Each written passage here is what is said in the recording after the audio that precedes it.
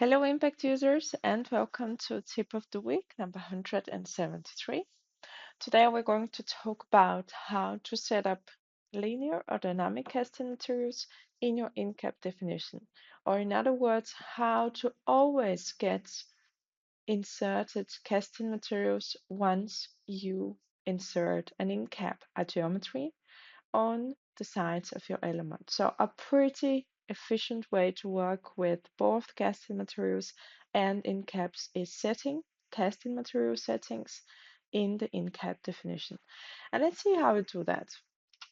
I'm going to jump into Revit, and the first thing to do in order to achieve the insertion of the linear casting material together with the in cap is of course starting with uh, designing the in cap. So I'm going to jump into Legend where I have drawn a kind of a sketch for my in cap, and I'm going to create an in cap now, starting hot from the bottom.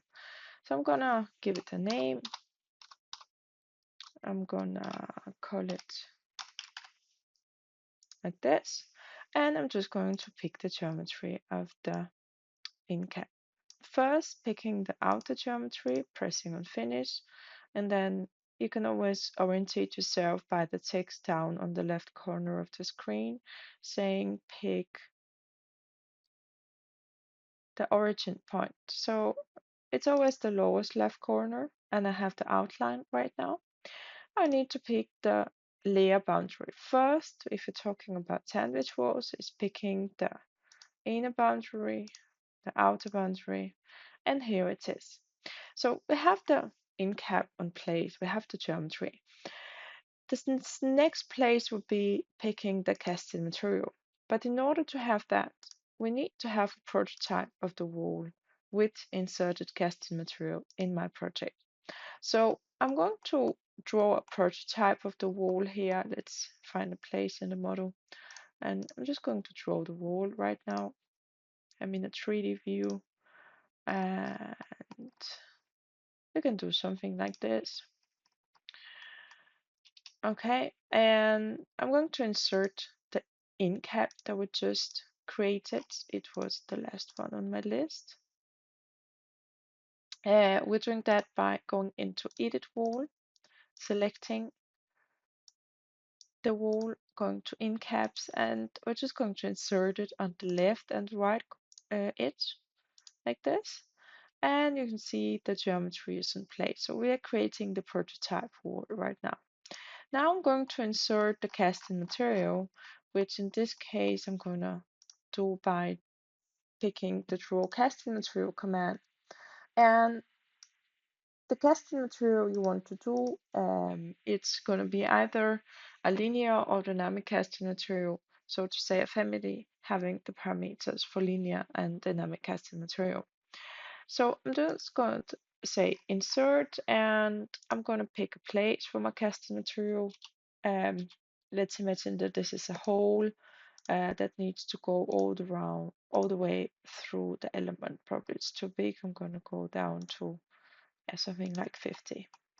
So here is my prototype, and I have a prototype of a wall where the casting material is inserted. So I'm just going to open the in cap definition again like this, and I'm going to say pick casting material in the casting materials tab. I'm going to say pick, and I'm going to pick it. Then says Impact Revit says pick in cap origin. So it's just here, lowest left corner, x axis and y axis. And let's see how it looks.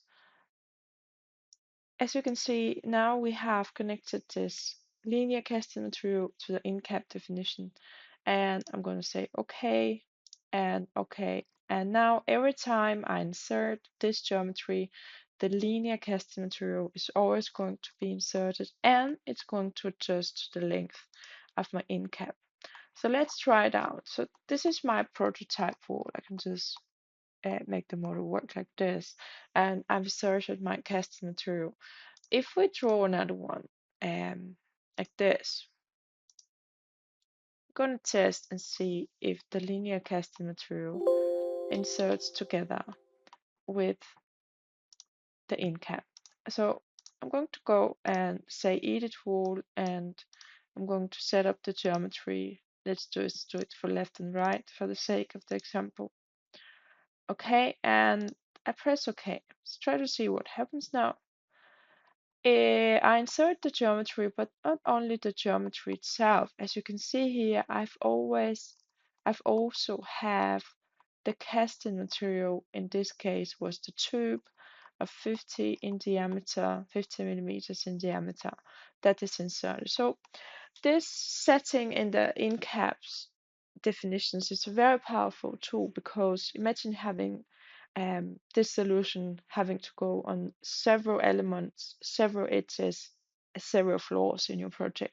So instead of losing time in putting a casting material, which in this in case was just a tube, it's a linear casting material, but putting it on each edge of the element, you can just set it up in the in cap definition and then let impact insert it together with the geometry.